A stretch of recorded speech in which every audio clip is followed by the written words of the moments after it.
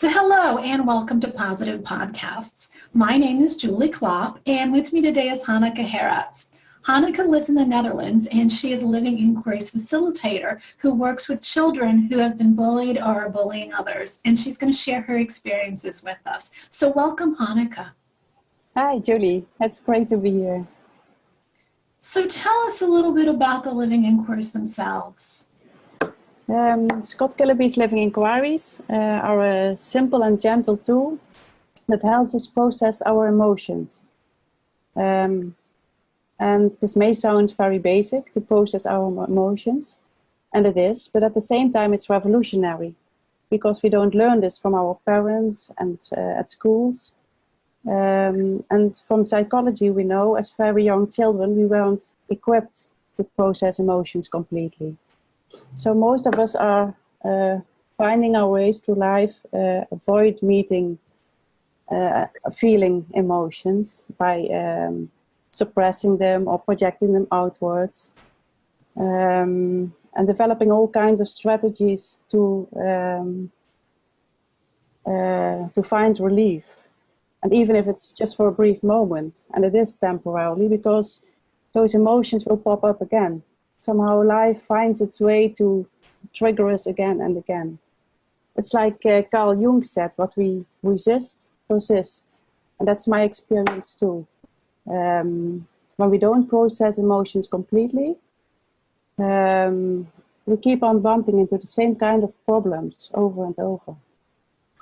It is as if we are trying to keep a ball down below the surface of the water. And the harder we push it down, the harder it will pop up. And we are quite busy with that. We are not free to do what we feel like to be doing, or we are not aware of other things happening. So it limits our freedom and focus.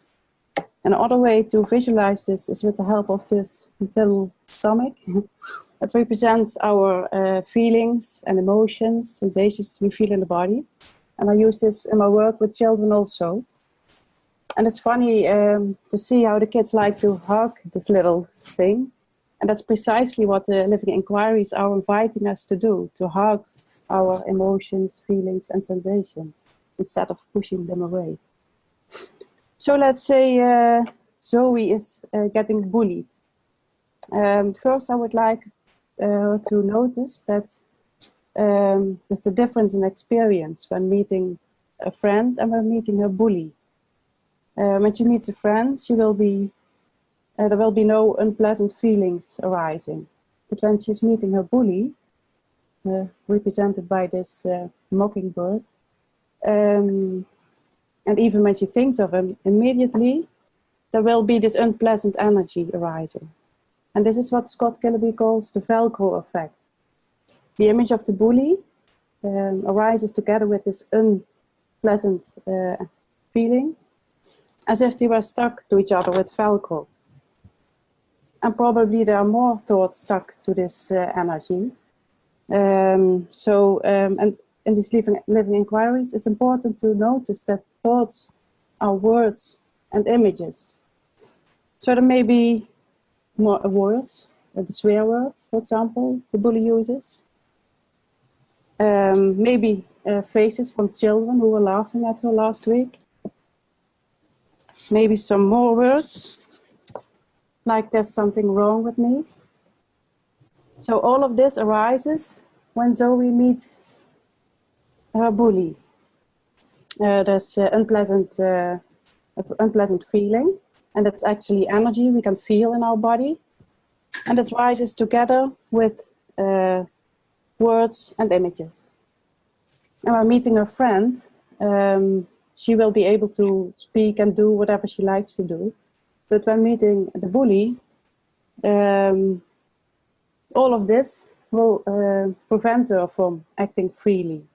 And instead she will react automatically. Maybe she freezes, flees, or fights. So let's say Zoe can't speak when she meets her bully, or she tries to avoid meeting the bully. And the bully also, when meeting Zoe, will react automatically too, because of his or her own Velcro. And that's why it's so hard, I think, to put an end to bullying, other than undoing Velcro. And of course, this freeze, flee, and fight response can also be functional and even life-saving when the car is driving our way and it makes us jump away. So that's functional. That's a healthy thing to do to a life-threatening situation. But what I'm speaking of is when this freeze, flee, and fight response occurs when there is nothing really life-threatening happening. It may feel like that because of Velcro. There can be overwhelming feelings and energies.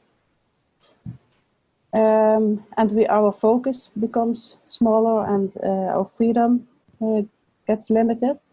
But it happens without being necessary for survival. And that's what the living inquiries do. They undo Velcro by processing emotions completely. So that this freeze, flee, and fight response won't be activated when it's not necessary. And in the case of Joey, it's undoing Velcro around the image of the bully. And in the end, this image will be a charge-free image, like any other image, maybe a pile of rocks. So when she meets her bully in real life, she will be free to respond in an open way. So that's what living inquiries do. They undo Velcro by processing emotions completely. I really like the visual aids that you have. I love that stuffed stomach and the little cards that you stick on them. And so obviously you've used that specifically to tailor working with children with the living inquiries. And how else have you tailored the inquiries to work with children? Yeah, so first let me explain a little bit about the inquiries. There are three kinds of inquiries. There is the unfindable inquiry, the anxiety inquiry, and the compulsion inquiry. The unfindable inquiry is designed to undo Velcro around limiting beliefs and identifications. Anxiety inquiry is for undoing anxiety, and compulsion inquiry is for undoing compulsions and addictions. And no matter what kind of inquiry we use, there are four elements. There's one question and three objects. And this one question varies with the kind of inquiry we do, but those three objects remain the same. So those are words and images, thoughts, and energy we can feel in our bodies. So that's emotions, feelings, sensations. And when working with children who are getting bullied, I focus on the anxiety inquiry because this emotion is what they experience most. And when working with adults, we use the question, is this a threat? And somehow it seems to work better when working with children to use the question, is this scary? So we have this one question, and now we're going to ask this on all those objects, words, images, and energies that arise because of Velcro. And when working with children, I invite them to imagine that they are kind of explorers and they're going on an adventure at their inner landscape, the inner world. And we're going to look for words and pictures, and they will appear on their inner cinema.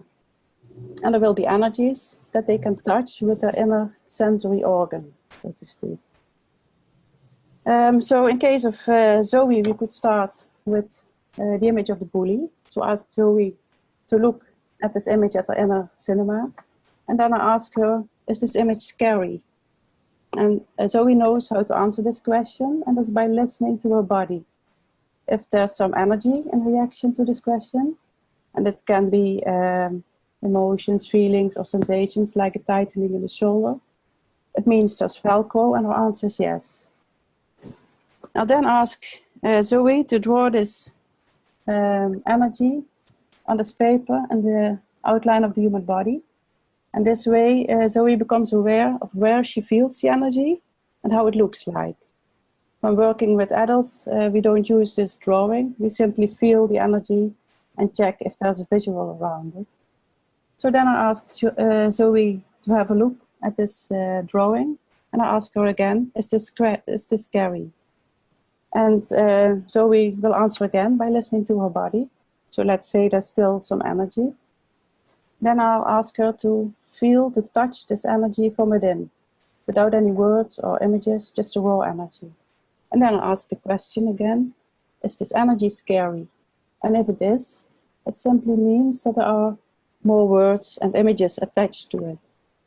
And we can have a look at those, asking the question. And if it isn't scary, I invite her to rest and feel this energy from within, noticing very closely if it changes and how it changes. And after a while, I'll trigger her again, and we repeat the same process of asking these questions on all the Velcroed words, images, and energies.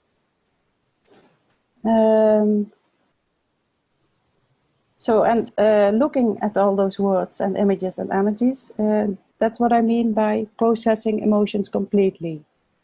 And that will undo the Velcro. Yeah. So what have you discovered from working with these kids? One thing I discovered is that children are very quickly in undoing Velcro. I was amazed how they can go from feeling sad to bursting out into laughter in just a few minutes. I think as adults we have been building up more layers of words, images, and energies over the years. So our Velcro bundle has become larger,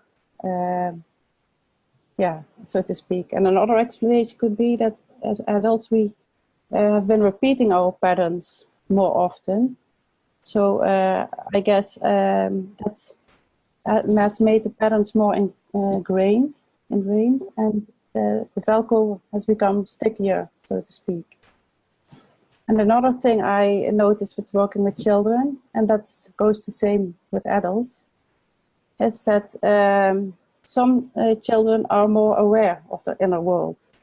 And they're more ready and willing to explore this. And it seems especially true for the ones who are getting bullied. I think the patterns they fall into are already more inner-oriented compared to bullies who tend to direct their attention away from themselves. I wish this had been around when I was a child. Yeah, that would be great. That was bullied. And it would have been really nice to have an adult to come in with something like this to help me, because I felt so alone with it, which is what I think a lot of children do feel. So I think it's really wonderful that you can come in and provide this and create more awareness around the whole topic. How did you decide that this is a way that you wanted to apply the inquiries? Yeah, it seemed like the way you said it, indeed. But first of all, I discovered that the way I was processing emotions, I wasn't processing them. I was handling emotions the wrong way. It was working against me. I was simply building up Velcro, I know now. So in certain situation, I couldn't respond, and I reacted automatically, avoiding feeling unpleasant feelings, emotions. And I was already in my 40s when I discovered that there is this simple method of processing emotions completely and undoing Velcro. And when doing that, I can enjoy life more, however the way it's unfolding, and see beauty around me, feel a peace of mind. So I kept on wondering, like you said, why don't we learn this earlier in life?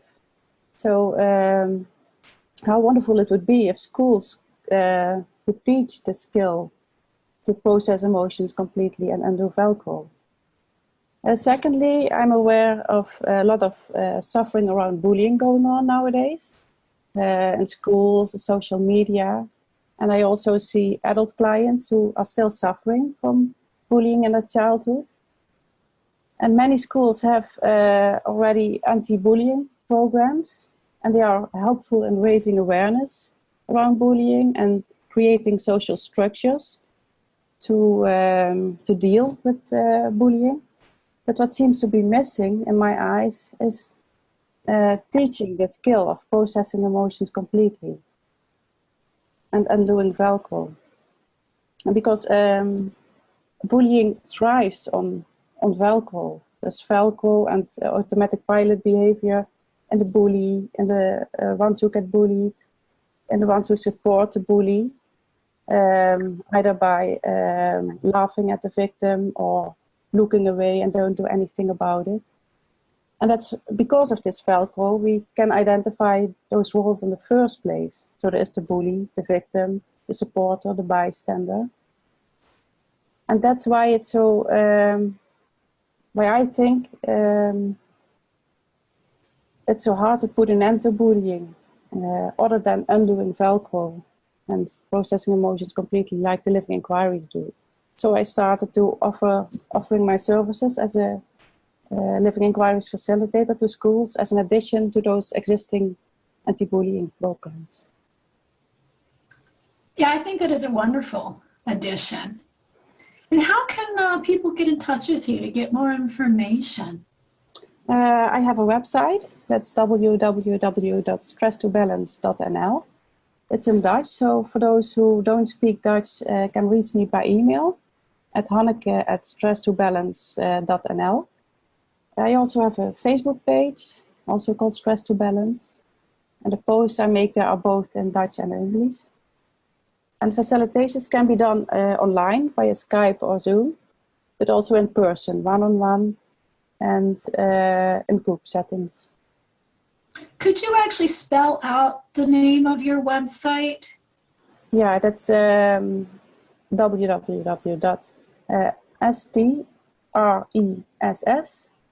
and then the two, the digit 2, BALANCE.nl.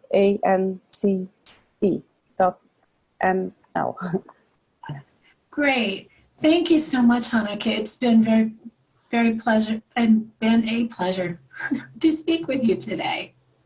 Thank you, Julie, for inviting me to do this. It was wonderful.